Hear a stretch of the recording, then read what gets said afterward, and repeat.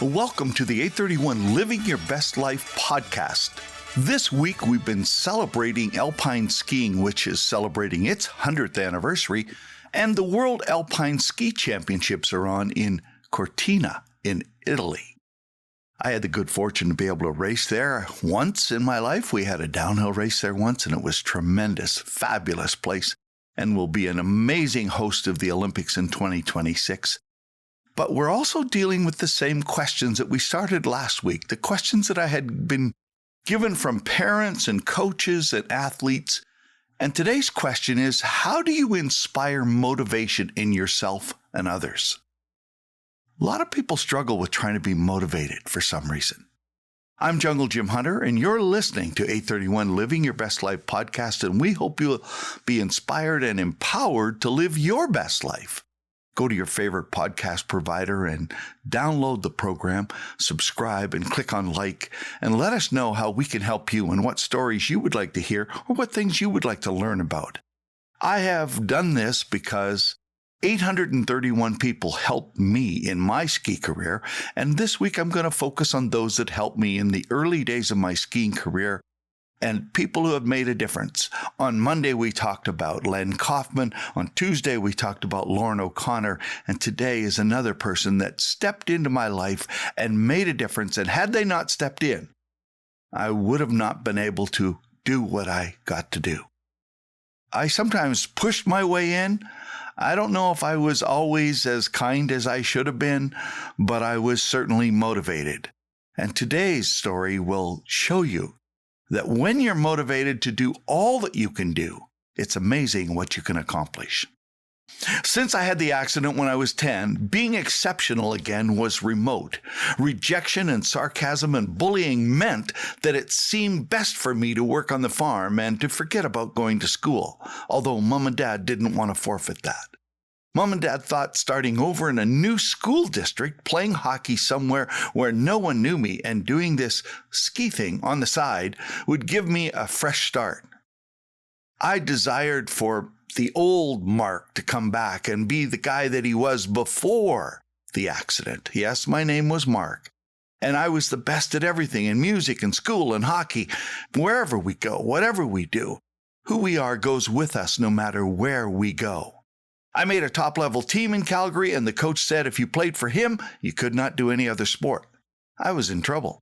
How do I do both? The Ski Meister Ski Club ran a Christmas camp to select racers for the club. Mom registered me as Mark Hunter with the ski club. But when I arrived at the ski hill, I registered as Jim Hunter. I thought about it because I had been told by so many people that I was so far behind because most of the kids that would be there have been skiing 5 or 6 years. I thought if I used another name, the hockey coach would never find out, and I had also been told I was 6 years behind in my ski experience, and so I had a ski jacket that was reversible. Mark would run in green, and Jim would run in white. I would change on the lift. Race day, Mark Hunter had a horrific crash 4 gates from the finish, and that was the end of his race. He wouldn't get a second run because he was disqualified. The finish referee was Coach Ron Pierce. Jim Hunter started last, number 169. I crossed the finish line, and he thought about it, and he thought about it, and he thought about it. And then Coach Pierce looked at me. He looked at the same kid that was standing there in front of him and wondered, he looks the same as the kid that crashed right in front of me. My first race may have been my last. The Ski Meisters only choose 10 girls and 10 boys to go on to the next camp, Pigeon Mountain, and I looked at my times to see where I finished. Coach Pierce was curious. Did this kid train and race all week as 2 kids? He looked at my number, then the time, and said, "You're dead last." He asked how my brother did, trying to see if I would slip up. I said he fell. He asked how I felt about the results. I told him great. "Do you want to win?" he asked. "No," I said. "That would be silly." "Why?" he replied. "Well, I've never done this before, Coach." Well, still searching, he asked, "Where are your parents?" I told him, "At the farm in Saskatchewan." "Oh, you're the Saskatchewan kid," he said. Yeah, that was what I was labeled as, the Saskatchewan kid.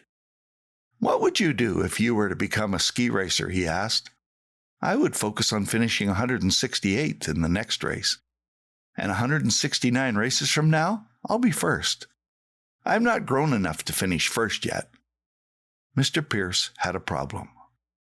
The coaches had to choose who would become a racer. He was not sure, but he thought he had figured it out. If you pick the 10 boys and 10 girls to go on, the only fair way to do this is to pick the best times. Coach Pierce wanted to include me, but knew he had a struggle. How could he explain it to the 159th place kid and his parents? The awards were given out and the kids announced who had qualified to be the ski meisters. I had not made it. How do I explain this to my dad? He may pull the plug and back to the dairy farm for me. He convinced the other coaches that I had managed to train all week in both classes, changing my number and jacket each time, and no one noticed.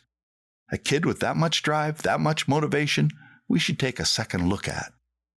We have one racer that came all the way from Saskatchewan, and we would like to invite him to come and receive his award, and invited me to come to the next camp at Pigeon Mountain next week.